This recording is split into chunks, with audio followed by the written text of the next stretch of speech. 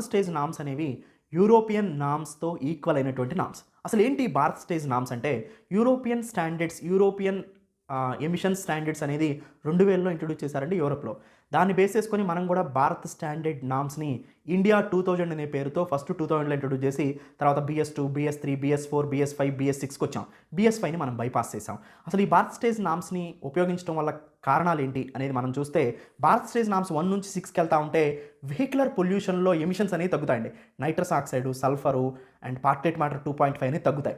ఎన్వైరన్మెంట్‌ని protect చేయడం కోసం, air పొల్యూషన్‌ని తగ్గించడం కోసం, ముఖ్యంగా వెహికల్స్‌లో కొంత సైన్స్ అండ్ టెక్నాలజీ అడ్వాన్స్‌మెంట్ అయిన తర్వాత కొన్ని ఎక్విప్‌మెంట్‌ని ఉపయోగించి వెహికల్స్ పొగగొట్టంలో నుంచి వచ్చే కంబషన్ ఛాంబర్‌లో నుంచి వచ్చేటువంటి ఎమిషన్స్‌ని తగ్గించడానికి తీసుకొచ్చినటువంటి పాలసీయే ఈ భారత్ స్టేజ్ నామ్స్.